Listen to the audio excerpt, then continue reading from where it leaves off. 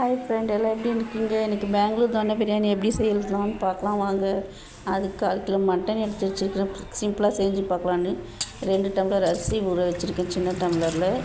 அதுக்கப்புறம் ஒரு கடாயில் பிரியாணி மசாலா வறுத்து எடுத்துக்கலாம். அது பட்டை, லவங்கம், தனியா, சோம்பு, மிளகு, சீரகம், ஒரு காஞ்ச மிளகாய் இதெல்லாம் வந்து 1/2 ஸ்பூன் போட்டு நல்லா வறுத்து எடுத்து பொடி செஞ்சு வச்சுக்கலாம்.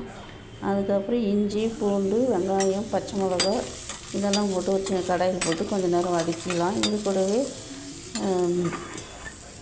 புதினா, கொத்தமல்லி சேர்த்து நல்லா வதக்கி எடுத்துக்கலாம். இதே நம்ம அரைச்சி தனியாக எடுத்து வச்சுக்கணும். இப்போ வந்து குக்கரில் செய்கிறதுனால ஒரு நல்ல குக்கராக பார்த்து எடுத்து அதில் வந்து நெய் ஒரு 2 ஸ்பூனும், எண்ணெய் ஒரு 3 ஸ்பூன் எண்ணெய் தேவையான அளவுக்கு ஊற்றிக்கலாம். இது நல்லா சூடு ஏறின பின்னாடி பட்டை, லவங்கம், கிராம்பு, ஏலக்காய் இதெல்லாம் போட்டு நல்லா பொரிஞ்சு வரணும். இது பொரிஞ்சு வந்தோடனே நம்ம வெங்காயத்தை போட்டு நல்லா பொன்னிறமாக வதக்கிக்கலாம். இதுக்கு தேவையான வெங்காயத்தை போட்டு பொன்னிறமாக வதக்கின உடனே தக்காளியும் சேர்த்து ஆட் பண்ணிக்கணும். இது கூடவே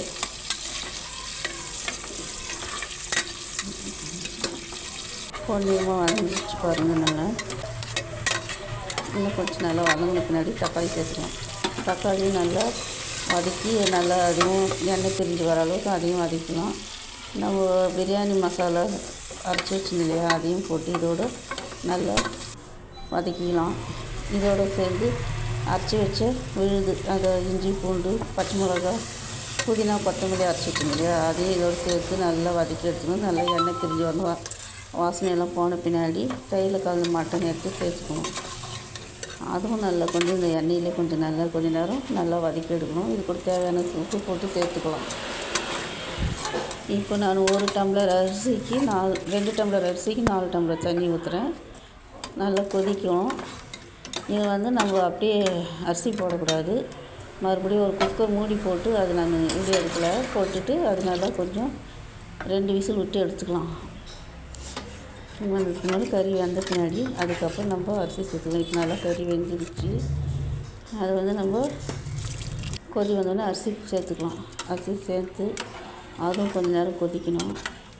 பாருங்கள், கலரே வேறு மாதிரி ஆகிடுச்சு. நம்ம ஊர் பிரியாணி மாதிரியே இல்லை. இது பெங்களூர் தொன்னை பிரியாணி பாருங்கள் என்ன மாதிரிக்கு. இதுக்கு வந்து லெமன் ஜூஸ் விட்டு அது கொஞ்சம் நேரம் தேவையான அளவுக்கு நெய் ஊற்றிட்டு ஒரு கிளறிட்டு குக்கர் போட்டு மூடிடலாம். ஒரே ஒரு விசில் வந்தால் போதும். இப்போயே முக்கால்வாசி வெந்துடுச்சு. முக்கால்வாசியில் அரைவாசி வெந்திருக்கும். குக்கர் மூடி வச்சுட்டு விசில் போன உடனே ஓப்பன் பண்ணி பார்க்கலாம். அது சூப்பராக வந்துடுச்சு. பெங்களூர் தொன்னை பிரியாணி.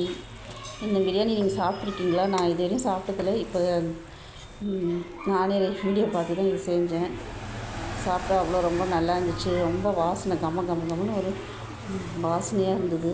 நீங்களும் இந்த மாதிரி செஞ்சு பார்த்து சாப்பிட்டு பாருங்கள். இந்த வீடியோ பிடிச்சா லைக் பண்ணுங்கள், கமெண்ட் பண்ணுங்கள், சப்ஸ்கிரைப் பண்ணுங்கள் மறக்காமல்.